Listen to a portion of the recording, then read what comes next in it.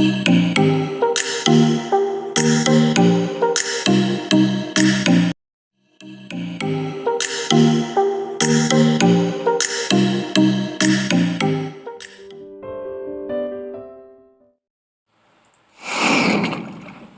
just at home.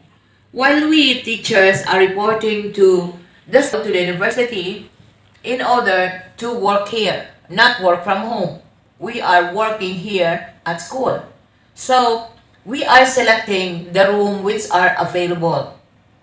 If that is a face-to-face already, our scheduled room, because you are many, you are, if I'm not mistaken, you are 34, we have to use the third floor. But I know that the room there is not as good as this room in sixth floor. Okay, you know already the setting, that is the place. Setting means the place or venue. And you have to look at the stage because in presentation, your environment is very much important, your setting. Number 3, determine your objectives. You have to review how many objectives that you are going to meet. For example, in your presentation, you have decided to set 5 objectives. What are your objectives? So 1, 2, 3, 4, 5. You have to know that before you finish your presentation, you were able to meet, you were able to attain the objectives that you want to get. Okay? Say for example, you want to know what is a strategy. You must say to it that they understood. What is a strategy? That is a plan of action. So, or policy designed to achieve a major or overall aim. So, it depends upon your strategy. That's why you have leader. She must be the one who will tell you what to do. And as members of the presentation, you have to share and try to finish the objectives that you mentioned. Number 4. If you have already arranged all those above 3, build your presentation. That is the time that you are going to build the presentation. Then, when we say build the presentation, you have already the steps what to do. You are not there to present and ask your friends, oh, what are we going to do? What is the next? No, it's not. You must be ready at all times. Then, if you are already, practice, practice, and practice. Why is the teacher told us to practice, practice, and practice? She keeps on repeating 3 times. Yes, because if you keep on practicing what you are doing, it will make perfect. Practice makes perfect. So if you practice your presentation, you can have a good result of your presentation. Okay, do you understand that? Number 6, overcome nervousness and fear. When you already practice and ready to present, for all you know, you were able to overcome the nervousness, fear. I'm always telling you students that if even the speaker, if that is the first time that she will be talking, of course, she has that fear or she is nervous. That is natural. How much more you students? It's just natural to be nervous. But comparing yourselves to the teacher knows how to overcome. Not like you are handling your paper, you are trembling like that. But how to overcome? If you are well organized and you know very well because you practice, you will never feel nervousness and fear. Always think positive. I am here to present because I know my topic, I know what to do. I am the best. Do not think that you are not good. Think always positive. Because if you have already a positive thought, you won't be nervous. Those people are having nervousness because they did not practice. They are not ready to present. They do not even know the topic. They do not know the objectives. What is your objective? Your objective is to let your audience understand what you are presenting. If you don't have erase that nervousness and fear. So, In order to overcome fear and nervousness, be ready at all times. Number 7, catch the attention of the audience and speak clearly. You're not going to catch them or to hold them, but what you are going to do is look at them if they are attentive to you. The first thing that you must do in presentation, you have to look from left to right and straight forward and smile. Do not go up to the stage that you are frowning, as if you are having the world with you, as if you are having big problems in your life. Be jolly. Show your confidence. Self-confidence is very important. Trust yourself. For example, if you will forget some of the lines that you are going to present, you can look at your copy once in a while. But do not read all throughout your report without looking at the audience. Because if you will not look at them, they know that you are not ready. If you have forgotten some of the lines that you do not know, you can add something which is relevant and choose words which are fitted to that presentation. And next, you have to speak clearly. Before, I was so fast in talking, but I appreciated some of the students because they told me, "Teacher, you're very fast." I should accept if I'm really fast.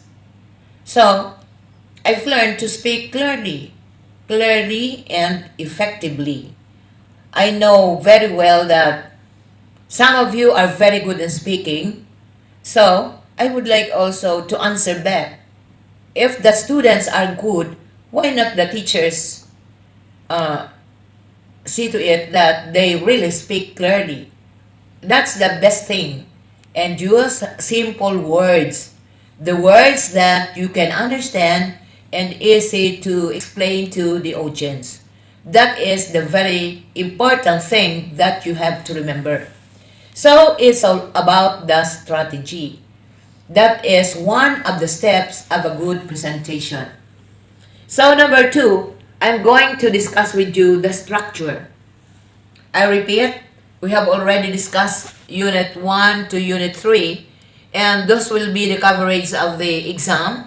And for the quiz, I will give it next week, but we will not post it. I will just tell you, I will just say, and it's very easy. If you are listening to my lecture, my exam will be based upon the topic that we person and everything, the arrangement of and relations between the parts of elements of something complex. We use noun. When we talk about the structure, we are using the parts of speech. You know already what are the parts of speech. Okay? I will give you the parts of speech. The noun, the pronoun, the verb, adverb, adjectives, article, preposition, conjunction, interjection. Okay, and what else? We have 9. So, those are the structure that you will use. It depends upon the sentence that you're making. About the verb, construct or arrange according to a plan. Give a pattern of organization. 2. When we talk about to construct, it's not really meant to construct a building, but there is a synonym to that. When we say construct, it means that arrange. You have to arrange. You have to organize and make order presentation. So we're using the verb. Verbs to arrange, to organize, and order. That means construct. Okay, we are not after the building, but we are after the thing that you are going to construct or to organize in your presentation. The question number 3, what is a simple structure? It is defined as a design with low departmentalization, wide spans of control, centralized authority, and legal formalization. This type of design is very common in small start-up businesses. So those are the structures that you will make. It depends upon your presentation. I already mentioned that there are 9 parts of speech, and they are called structure, the one that you are arranging in your presentation. So, I repeat, see, a simple structure. It is defined as a design with low departmentalization, wide spans of control, centralized authority, and legal formalization. These are the type of design which are very common in small start-up businesses.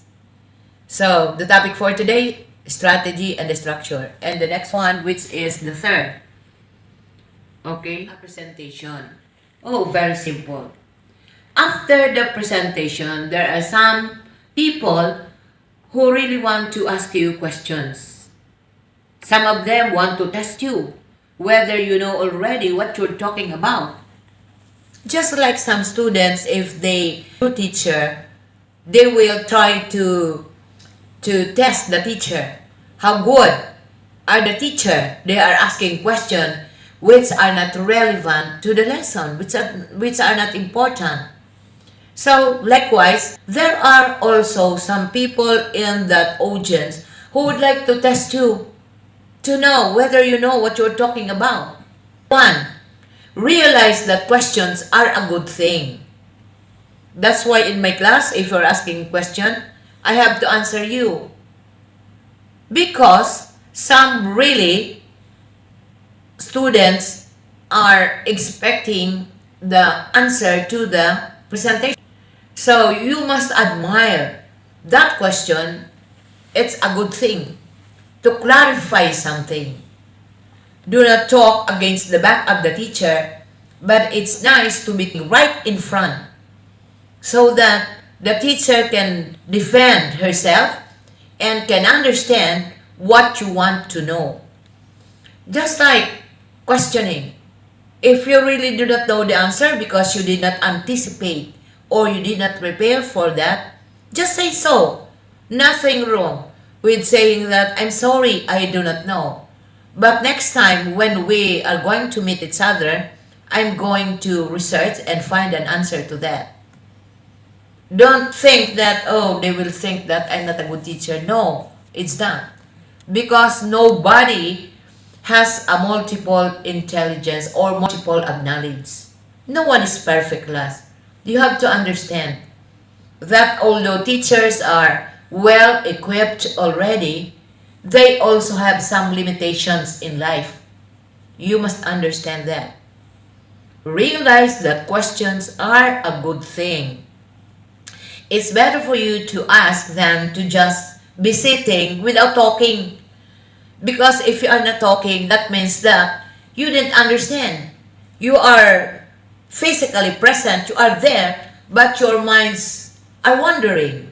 Your minds maybe were thinking of the grocery, of the food that you're going to eat during lunch. Maybe you're thinking about the problem. You're thinking about your relationship with your family or with boyfriends and girlfriends. Better focus your attention in that presentation. Number 2, it's very important to make eye contact with a questionnaire.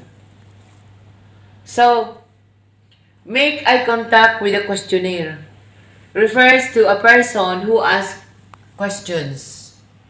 So, we're talking, the questionnaire are the questions written, but questioner, that means N-E-R, refers to a person who asks questions. The person who asks questions are called questioner. But questionnaire refers to the questions that you don't understand. Number 3, always take a brief pause before launching into your answer. If there was somebody who questioned before you answer, in order to be giving them the correct answer.